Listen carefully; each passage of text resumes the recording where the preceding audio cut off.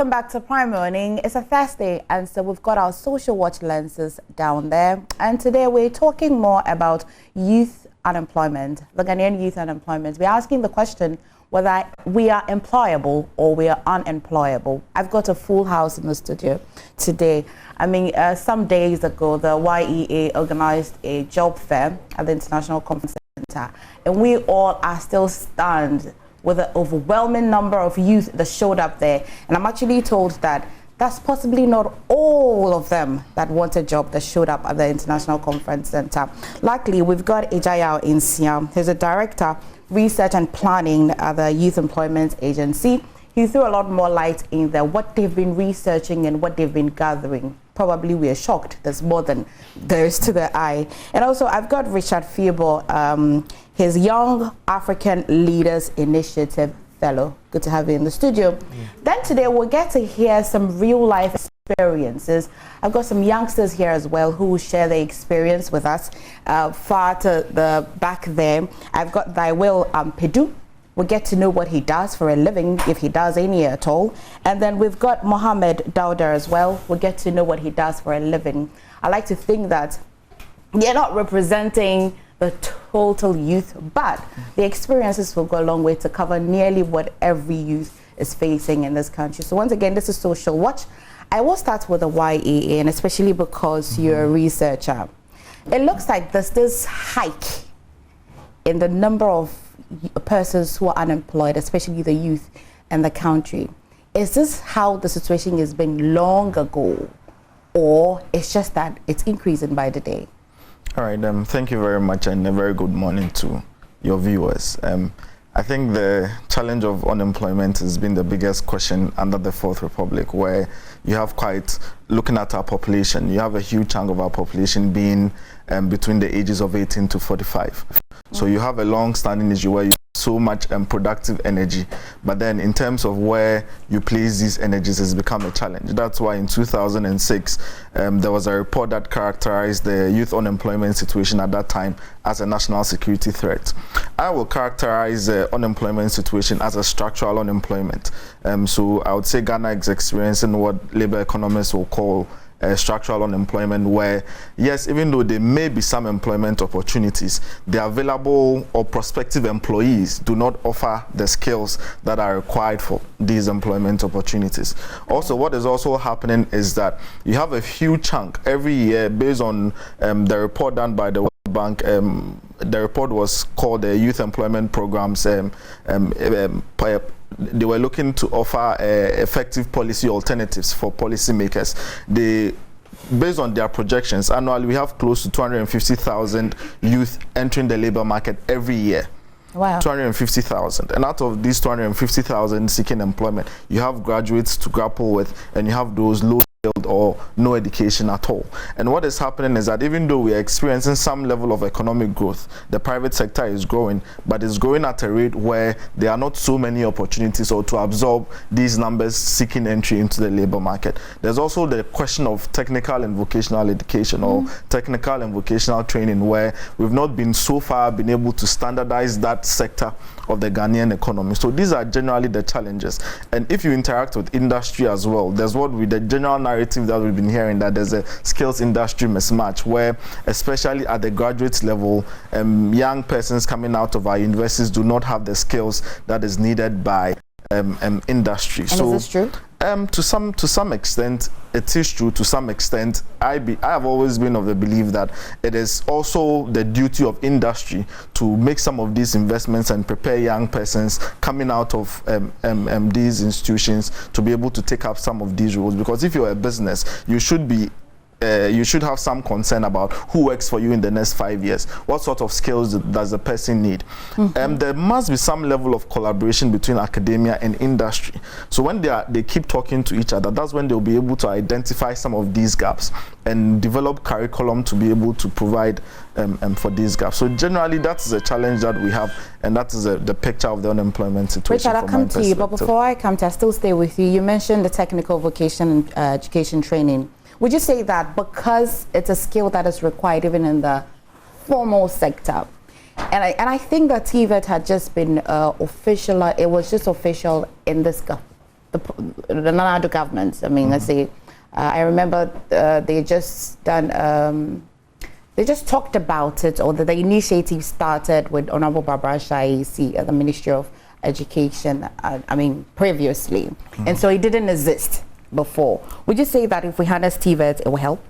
I think TVET has been with us for quite some time. I think when I was young, we had places like Kumasi Technical Institute. We even had our polytechnics that were sort of designed to be able to provide some of these courses. What we've not been able to do as a country is to be able to standardize it. Okay. What I mean by standardization is that when you go to a place like, say, Germany, someone can go through a TVET curriculum and even have a PhD. Sure. Yeah, so you have someone working at BMW or Benz who has never been to your technical or your grammar education through maybe university, has a degree, but the person has been through, let's say, mechanics, the person has offered these courses, and you are able to put them on that scale. Secondly, there's also this general mindset that technical and vocational education is a preserve of persons who are not intelligent. That is why when every young person, they want to take the person to, let's say, an Opokuari or a Prempeh College or an Infansipim, rather than taking the person to a technical institute. Okay. So there's also, aside the question, the problem of standardization, there's also the general mindset of the Ghanaian as to the position of technical and vocational education. And so I would say it's been with us for some time, but then we in terms of standardized it, and then we have this very negative perception about technical and vocational education. Okay. Richard, the question is just to say that, are we really employable? Are we really? I'm putting myself as part of the youth, but are we employable? Well, he came from the, you know, you spoke like a researcher, but I would like to be more practical with this. So to answer your question, I am not in industry. Let me also say I am a victim of circumstance. Like MFA says it, you know, the youth, are we employable? MFA has been on the screens for a while now. I saw it in some movies. Is it Living with Trisha or Office Palava? Office Palava. Yeah. You did Ghana's Most Beautiful, and now you are a morning show host on Joy Prime. Did you learn these things from school? Oh no. No. Good question. You see, and so we are not ready. The school does not equip us with the needed skills to deliver on the job market. Like I said, we have been trained to be bookish, to acquire book knowledge, but we don't have the skill that industry needs, you know, to be able to execute or deliver good results on the job. So no, we are not. And for a long time, when you come out of school, you know, when you complete school, you don't easily get a job. In Ghana, we have this connection vibe around. You know, if you don't know anyone, if you don't know an influential person in industry, you don't get to easily get employed. So what do? We learn on the job, and we get underpaid, or we don't get paid at all for a long time. You stay at home for at least 2 years or at most 5 years or more, you know, before you get a job. He spoke of people who acquire skills through vocation. Yes, somebody may go into masonry, carpentry, etc., you know, even painting and all of that. But when they finish, they don't get a capital to start a business. And that becomes a challenge. Now, the world is also moving away from this bookish knowledge, you know, and then white collar job mentality that you mentioned, to technology. Why are we not, why doesn't the curriculum, you know, shift when industry also shifts? If I learn carpentry, for instance, and I don't know how to use a smartphone, or the internet, or build an app to be able to market the products that I have manufactured or created, how do I get money? How do I put food on the table? You know, how do I even raise money to marry, to build a home, etc.? So we are not employable. It really goes back to what Ejayal said, that it looks like that will fall even still under TVET some way, somehow. It looks like persons will only go into training and vocation when they feel that they are unable to go to the formal sector school, like go to the regular universities and all of that. And so if you want to be a carpenter, then it looks like you have to take a decision from the get-go so that you acquire the carpentry through the right skill, so that by the time you are a carpenter, then yes, you can operate a phone. So is it true that the system really is not adjusting the curriculum? Because then you mentioned that TVET existed already, I mean, years ago. Yeah. I think what has been happening, like I indicated in my earlier remarks, is that industry and academia, there's a disconnect.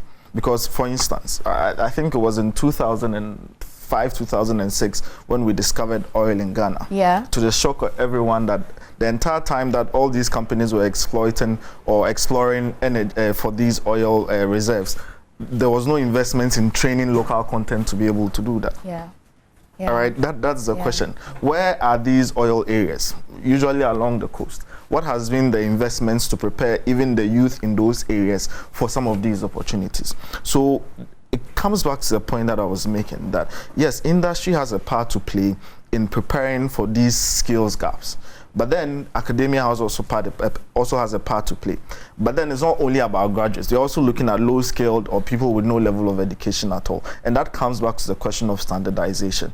Yes, someone would have a TVET, will be a plumber, will be a carpenter, will be a cosmetologist, a makeup artist. But then we've sort of relegated those activities, that side of the sector, to, let's say, informal. But in terms of formalizing its operations, that has been also a challenge. That's come back to a standardization issue. My brother raised the question of startup capital. Yes, it's a very key issue, but if you ask me, I think it's just 10% of a problem.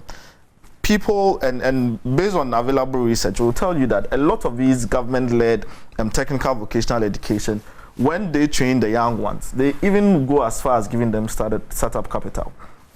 Some of the training programs that has been done by CODVET, NVTI, GIZ, there's a voucher program that's been going on. But the problem, just as you indicated, is access to the market. So yes, you train the person, you give a person startup capital, but how do you leverage on, let's say, technology to connect the person to the market? Now, if we sit here, as we sit here, there's a problem with your plumbing system here at this particular studio. You would have to pick a phone and call someone. Do you know a plumber? Do you know this person there? But let's just say that MVTI has trained, let's say, a plumber. It's been certified.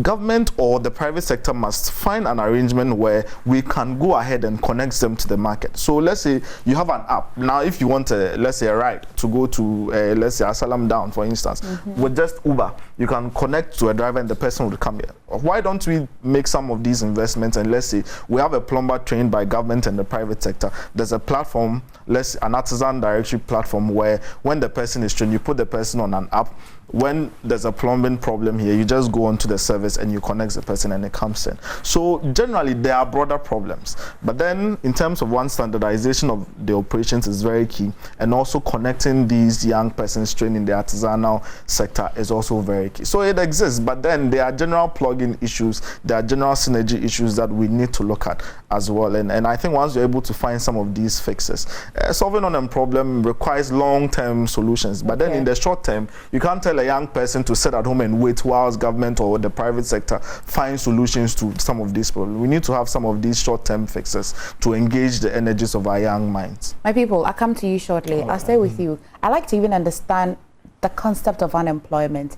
Is it that you don't have a job at all, or you have a job and yet what you're paid is not enough to take care of yourself? Can you help me with that, Richard? Both. If you don't have a job at all, you're unemployed. If you need to, like, a typical graduate from Ghana who has no connections or anything, when you leave school, you need to work on contracts. That's what they do. Or internship, which is even misused. You work for a long time, they give you 200 cedis, they give you 400 cedis, to use for transportation and all of that. He mentioned resources like oil. Ghana discovered oil and all of that. We used to export cocoa and name it, all the rich things that this country is endowed with. But you see, we have a problem. For a long time, our focus has been on material resources. Actually, what we need to do, or what leadership needs to do, and when I say leadership, I mean all of us, not only political leadership. What leadership needs to do is to build the people. It is the people, the human beings. That's the country. That's Ghana. And so when we equip these people with skills, skills that can give them confidence, that can put money in their pockets, will solve this unemployment problem. Okay. We need to focus on skills building. Okay. Skills building. Innovate. Already, see, we have. When I was coming here, as early as 5:30, I saw hawkers on the street. It means these people are employable.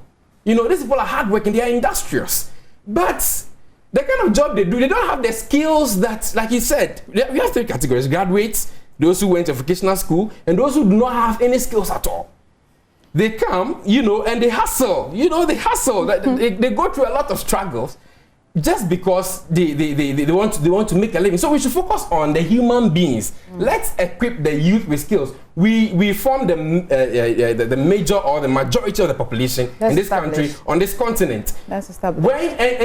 When I say skills, we should focus on. Let me just mention agriculture, because I listened to General Nunu Mensah mention, you know, something like that. And with the aged, like General Nunu Mensah, they always boast of how life was easy for them when the first political leaders assumed political positions. And that's glorifying. But for me, when I wake up, right from home, the church, the school, what they put into my head is that, oh, you go to school, get qualified to travel outside, get some money and come back, or stay there. Why you tell your children or your generation, once upon a time you were in Africa. You understand? Okay. And let me just quickly end it. And that has been it. You either succeed in doing that, or you give up and hope to become so stubbornly religious, die and go to heaven. And that is our situation. Because I wake up, there is light out, you know, the erratic power supply, unemployment, I don't have connections, I don't get to, you know, put food on the table. What else? There is school all over the place. So what do? I don't have hope. Okay. You know, as a typical Ghanaian in Africa, on the continent of Africa. Okay. I like talking to you because you do research. Right. Would you agree that if a person is paid, is employed, and yet is not paid the amount that a person can survive on, we can put that person under unemployment? Do you agree? No, I think generally there are different forms of unemployment. So like I indicated, we are experiencing a structural unemployment. We also have the question of underemployment. And underemployment comes in when you are looking at the sort of skills the individual has as against what is required of the person on the job. Let's say you've been trained in a certain way, you have certain skill sets, but the job is not challenging you enough to be able to grow or use some of these skills. And then you come to the question of also remuneration. It's been a bigger challenge over the period. Like I said, once again, the main reason why we're having this question of underemployment is also a basic economic supply and demand issue. Like I indicated in my introductory remarks, annually you have close to 250,000 young persons seeking entry into your labor market. As against the demand is there, but there's a supply there. The companies don't have these opportunities to absorb them. So you have a lot of people. Let's say, just advertised today that Joy Prime is looking for let's say an administrative assistant. Just one role. You have close to 1,000 persons applying for that particular. That is where your basic economics comes in. There's so much supply, but in terms of demand, is not there. So then the value goes down. Then companies will be paying less for even good skill, and that is what's really happening. But then, do we just put our hands in the air and say that not yet? No, we have to find some of these solutions. That's why I keep talking about the fact that we require like a multifaceted approach where we have different industries talking to each other. We have academia and also industry talking, and government and the private sector also having these discussions. But then the young persons also have a part to play. We talk about the skills. Thankfully, in the digital age, technology age, learning new skills is also very important. So we can do our part and also groom ourselves to make ourselves employable and valuable on the job market. Whilst, yes, we provide some of these fixes to ensure that we find some of these solutions. So we all have a part to play in it. And I'm happy that government, industry, we are having these discussions, and I'm sure that it would open the way for. It's a good thing that the agency has actually started this conversation. I'd go to my people. I will start with Will. Hi, Will. Hi. What do you do for a living? I'm a realtor and a pastor. What is that? A realtor is what? Yes, I'm a real estate. Okay, person. great. And a pastor? Yes, please. Tell me, so you went to school to become a realtor, or No. Well, how did you become that? Share with me your became a experience. realtor by the same thing we're talking about. I was a victim of friction, unemployment. I got employed, but the conditions binding it was abnormal for me, yet my salary was abnormal, was bad. Yes, I moved all the way from Medina, go to La Paz, Niboy, and at the end of the day, I'm expected to be there around 5 something, and in the morning. In the morning, and I was told I'll be closing at 6, and I would end up closing at somewhere around 10 p.m. And getting a car from La Paz, Niboy then to around 2008 to Medina was a serious thing. And the raining season, you need to be at work and all of that. So, do you mind sharing this particular type of job that you were doing? It was a network company. Okay. Yes, and it was abnormal because you wake up at dawn. I have to leave the home around 4:30 p.m. Come back at home around 12 something. At 4:30 a.m. Sorry, come back at home or to the house around 12 something. Wake up 4:30, go to work because I need to be at work at 5 something. Was this a demand from the workers? Yes. Or did they not it was follow a labor demand laws? from my boss. And Okay. the labor laws don't work because you come out of school and they're telling you go do your national service for, let's say, a year. And after the national service for a year, you go to the market looking for a job and they're telling you they need people who have about 3 years job experience. Is that right? It comes I've back to got- the I've same got- the same issue of Okay. supply Yes. and demand. Because Okay. the question is, if he doesn't do it, another person is ready to take that. Okay. For Yeah. even, and you know that's the truth. That let's But say keep already this in is your a mouth. question of you take it or you leave it. Okay. Because there are millions of people out there who are ready. That's why a lot of these companies take young people for granted on the job market. So I to some extent I agree with what Okay. you're So saying. you're forced to quit the job. I was forced to quit the job and I had to just partner with my brother who was already a realtor, and then he taught me on the job. That wasn't what I really do, but he taught me on the job and I just picked it up and I think it's helped. That's helping. Is it paying enough? It is, I would say. Okay. Because getting a house and probably selling the house, it's going to give me, if I'm selling a house for about $130,000 and I have a 10% from the person buying or the person selling, I'm going to get something for myself. Okay. And it's going to pay me. So I think You said you're a pastor. I'm a pastor. I merely want to tie it into Richard's submission that you get so frustrated that you become religious. and Is that a hope to go to case? heaven. Religion actually doesn't have anything to do with frustration. In my case, religion is an opinion of what you want to do Okay. to serve your God in His own way or your own way. Okay. So your frustration cannot be geared towards the direction of religion. Okay. Yes. Okay. What did you study in school? I actually did management. You did management. Yes. And so if you get a job that would pay you Yeah. adequately and you have to do it full time, could you still do that with pastoring? Pastoring itself, the job itself doesn't demand absolutely your time. Yes, it takes a fraction of your time. Okay. And you as a pastor must be able to apportion yourself well to meet up the standard. You have associate pastors beneath you who can do the evening services for you. Then you can be doing the Sunday service. Of course, no job probably might be working. Not some jobs do, but not every job works on Sunday. Do you get paid as a pastor? No, I don't get paid because I do other things, but I take care of other issues for other people. But really, with the job I'm talking about, like with the whole thing, when you get to the job market, is abnormal. Almost about 70% of the youth now are doing what they really didn't study at school. Okay, still comes back to structure again. Okay, Mohammed. Hi. Yeah, Mohammed Dauda. Yes. What do you do for a living? Well,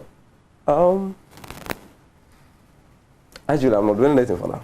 Sorry? I'm not doing anything for now. You're not doing anything. Did you tell me your level of education or what have you been doing with your life? Okay. I have a certificate in radio and television presentation. Okay. I have. Where did you go to school? or you learned is a talent? No. I was studying at Tripod Media Institute. Okay. And I also have a diploma in business administration as well. Kindly speak up. We can. Okay, so I also have diploma in business administration as well. Okay. Yes. So. Okay. So well, I've been there for some time now. When I'm working, actually, this unemployment thing has been hitting us. One of the things we need to understand when it comes to this unemployment thing is about, my brother spoke about structural unemployment. We also have to look at it from the angle of geographical immobility. In the geographical aspect, you see maybe there is a work at Accra right now as we are speaking, but someone is living at maybe, say, in the OT region, and he is qualified to do the job. And the person has to move all the way from OT to Accra to come and look for the job. And the person will also be put into consideration accommodation. Okay? So if I can't meet the accommodation target in Accra, then I can't come. And automatically, it means that the person will be there, wasting the talent he or she has. And actually, another aspect that we need to look at is also the fact that Richard also spoke about our skills, the skills we need for the job market. Now, my pastor here spoke about the years experience they are looking for. For instance, I am applying for Joy Prime to work here. They will ask me how many years experience do I have. I don't have the experience. How do I get the job? Okay, but someone has to pick you up, train you before you get experience. So if you are not employing me because I don't have the experience, who should employ me and I'll get experience to come and work for you? So how long have you stayed unemployed? Oh, for about 6 years now. 6 years? Yes. How do you feed? What do you do? How do you take care of yourself? Actually, I write as well. I blog for people and then I also write scripts. So sometimes once in a while somebody will bring your script to write and then you just put it there. And you get that coins for yourself. Sure. I see. Okay. Richard, I'm quite confused here because, if I subtract, say, 5 years from when I started reading a lot more and getting aware of myself, I think that there have been a lot more entrepreneurs, there have been a lot more new businesses.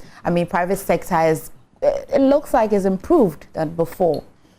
And so, yes, there should be unemployment, but why are the numbers still high? Is population got to do with anything? I'm quite confused. I'm unable to reconcile this, because then if there wasn't any improvement on the other side, then we can, have the argument that, okay, there are too many people that are graduates that are not getting jobs and all of that. But if I go to social media, there are people who have started businesses. Private sector is not like it was, 10 years ago. I don't have data to support this. HIR would help me at some point. But I'm thinking that, yes, there should be unemployment, but should it be this high? And now we are also being selective. We want some particular kind of jobs. We don't want to do any other job. Yes, I think the question is simple, and I want to give two answers. Good. In my little research, I tried to find a cause of the unemployment situation in Ghana. I think it started in 2010 when government placed a ban on the recruitment of people, into employees, into the public sector. And that has lasted for a while. The most affected industry were the educational sector and then the health sector. By government, that's when government is employing. And that's actually takes huge numbers of people. Until recently, I think in 2016, when I think the ban was lifted a little, people started getting employed into these areas. So you see that, so people come out of school, the universities churn out a lot of graduates every year, and then they come and the number keeps piling. The second answer, and so that is one cause of the problem on one hand.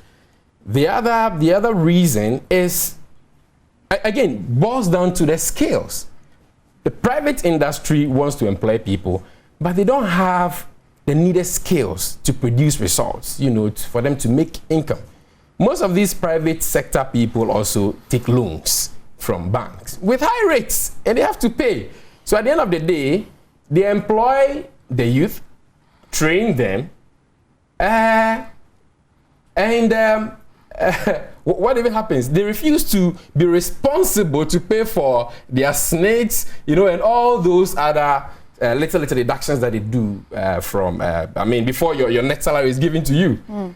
And so when I go for a job, let's say in a mall, which is owned by a foreigner, maybe it could be China more because they are in Africa now, building malls all over the place. It could be any of the mall, or even, you know, go to the Spintex Road. The shops that what's the term for it? The warehouses we have, they are owned by foreigners, foreign nationals. Even Nigerians have warehouses there. I go there and they employ me, they don't give me the money that I am worth, you don't pay me the salary I'm worth, and so I get peeved. And then I resort to, when you start with that at least? Sorry? When you start with that. Oh yeah, you start, but you realize that it is demanding, you are being exploited. Okay. You work for long hours, maybe at a mall, you work for long hours, and then you are given paltry, like something meager to rely on. So at the end of the day, you get angry, and then you tend to maybe produce some hand-based. That's what the graduates are doing now. Maybe do some Uber or just something to survive, and it becomes a matter of. So these are some of the reasons why I think. Okay, I've seen that you're sending your messages through. I'll read a few. Ejaya, I'll come to you. I'm quite concerned about the sustainability of the you know, what you're doing currently, the YEA, and I mean, I'll come to you. How were you even overwhelmed by the numbers, or you were not surprised? The numbers that no, you were not surprised at all. Yeah. Okay. Okay, right, so let's take some messages. So here's a message from Jumo from Nankese. If Benjamin was here, he'd teach me how to pronounce that town very well. He says that, is it a problem of getting government jobs or not getting the kind of private sector jobs we want? Because usually there are jobs, but our specifications and dreams usually outweigh what's available. Number 2, ask KIC, and which one is the MEST? There's an abbreviation here.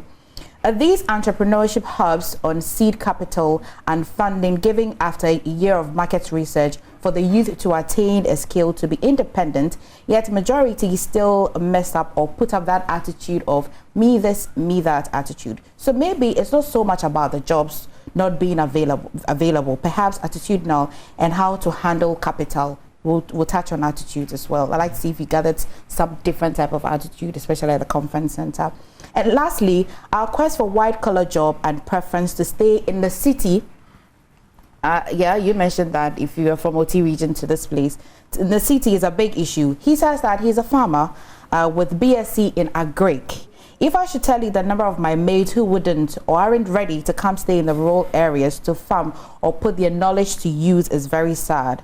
The usual excuses is, so I wouldn't stay in Accra or Kumasi, so my life will be in the village centered. But you equally know that staying in Agric means that your chances of being the raw products producer is higher than being in the city.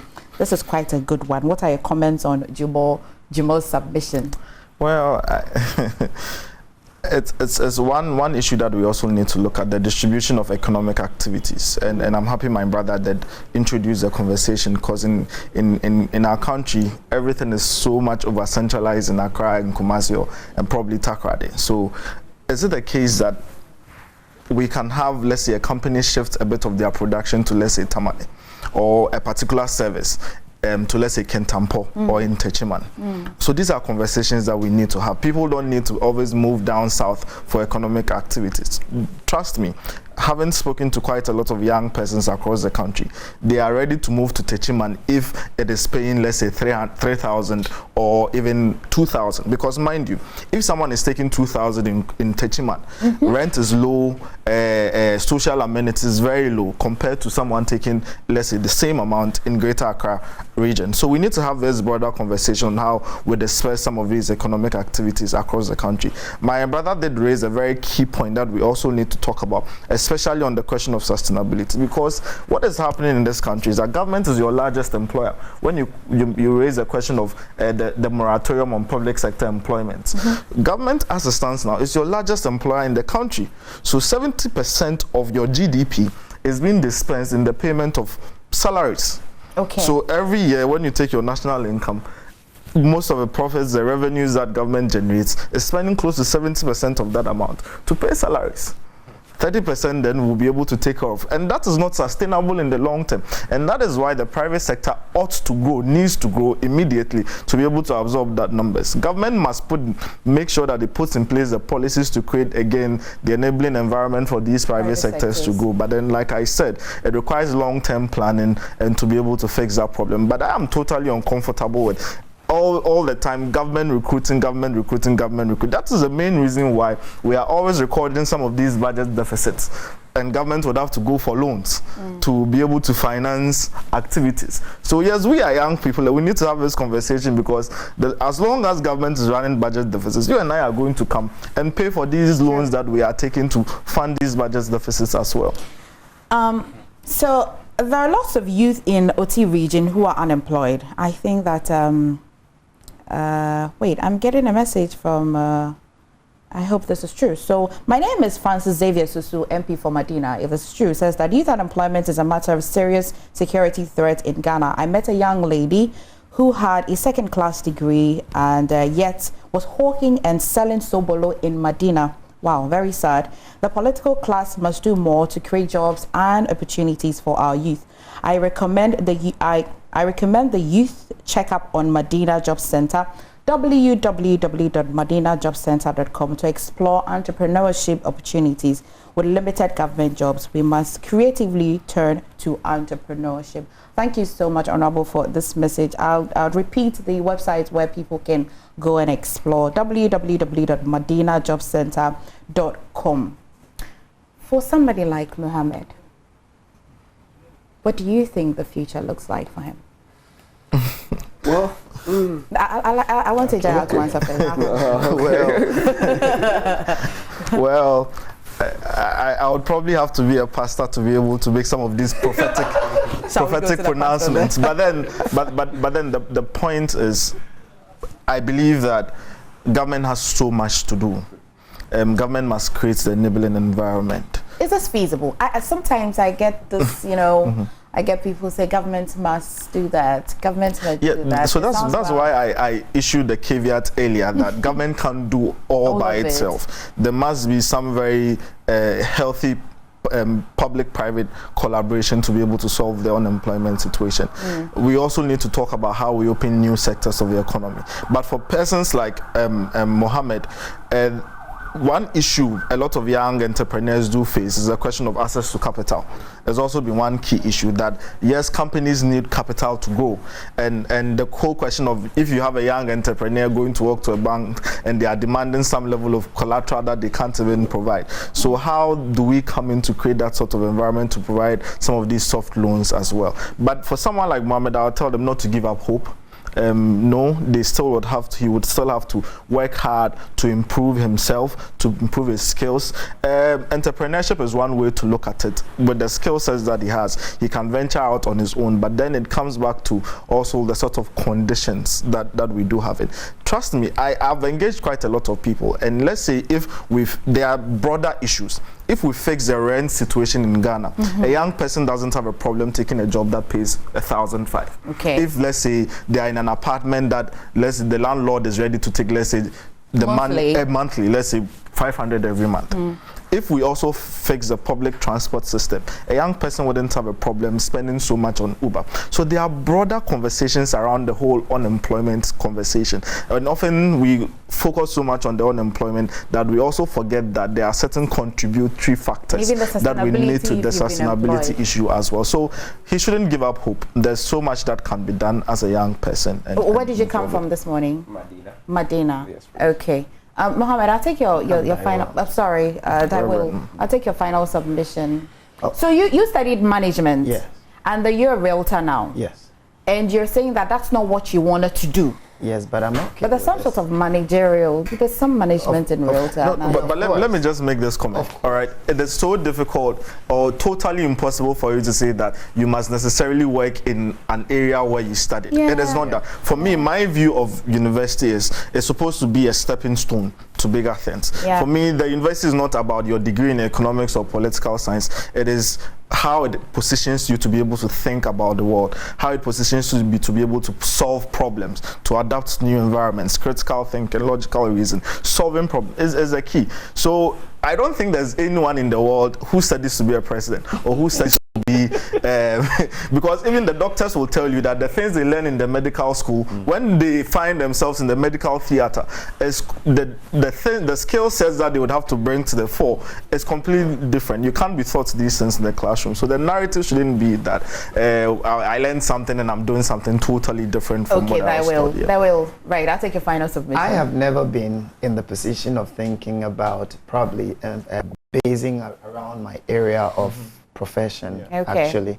So in my church, I have some artisans in the church, and I have an establishment with my realtor area. So what I do is I collaborate with them. I get the contract. I have electricians, I have masons, I have painters. So I get the contract, I lay it to them. They do the charging. They come and give me a percentage. So I think to maximize every opportunity that is laid on our tables. Thank you, I will. Richard, I'll take your final submissions. Yeah, two things. Number one, inspiration. Yes, taking a wind out of my sail, but let me. I'm sorry for that. Yes. I didn't. It's fine, and I'm happy you did that. Means we're actually on the same page. Okay. Yes. So the youth needs to be inspired. When I say inspired or inspiration, I don't mean monetary inspiration. They should be given hope. You know, they should be inspired to grow the passion to do something. And when you are passionate about, let's say, journalism like Muhammad is, or pastoring a church like Pastor is, you would grow the skills by default, and that will bring, progress. Secondly, implementation. I heard from somewhere that Africa is a cemetery of policies. We make policies. He touched something. He said about policy, about rent, transport system, and all of that. Government knows the policy formulation process. They should formulate a policy, adopt it, implement it, so that we can make progress. Trust me, Richard came to vent this morning, and I'm glad that he did that. Thank you so much, Ijaya. I wanted to talk about the sustainability, but my time is up. If I get the opportunity again, because it's really a matter of concern. Sure. Thank you so much. I've seen all of your messages. I'm kind of overwhelmed by messages. When the issue of unemployment shows up, everybody's got their full attentions up. And so thank you, gentlemen, as well. There's more on the show. We've got a short conversation with the organizers of Women in Worship. Stay with us.